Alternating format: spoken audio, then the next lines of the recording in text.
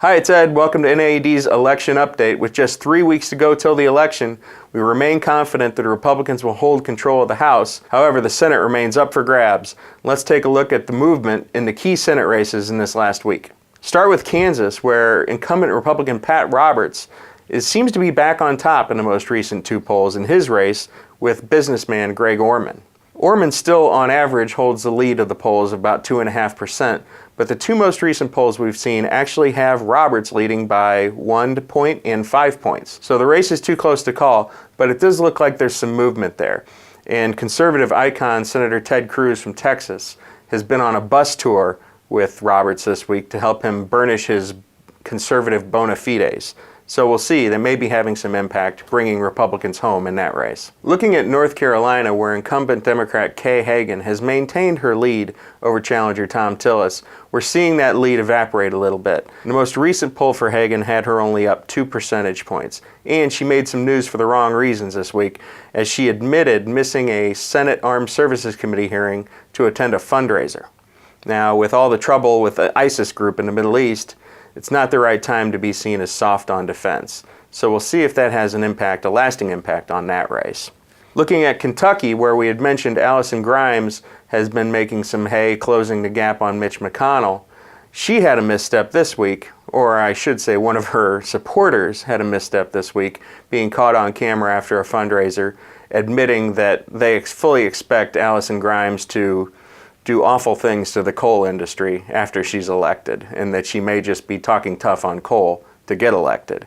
Not something you want to do in Kentucky. Finally, South Dakota, a race that Republicans had firmly tucked away in their safe seat column. Even though it's an open seat, former governor, popular governor, Republican Mike Rounds has been the odds-on favorite for as long as we've been watching this race. However, Senate Republicans were thunderstruck this week when Senate Democrats said they'd be putting $1 million into the campaign to win that South Dakota seat. Now, former Republican Senator Larry Pressler may be playing the role of the spoiler in that seat, running as an independent, and could be hurting Rounds' chances.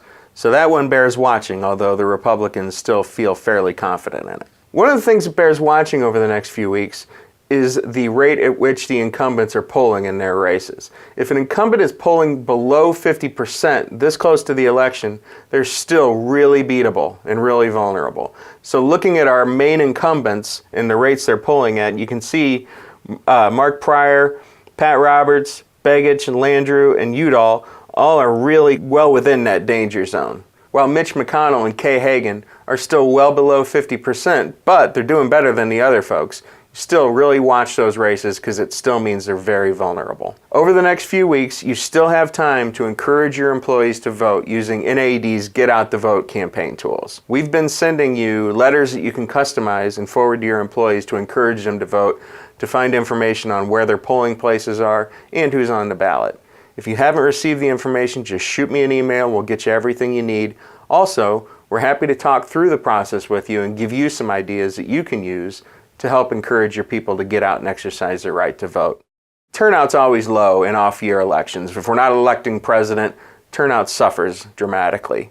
It's important that we as Americans use our right to vote, exercise our right to vote. People died to give us that right, and the least we can do is get out on election day and cast our ballots. That's it for this time. Stay tuned for next week's election update. Thanks for watching.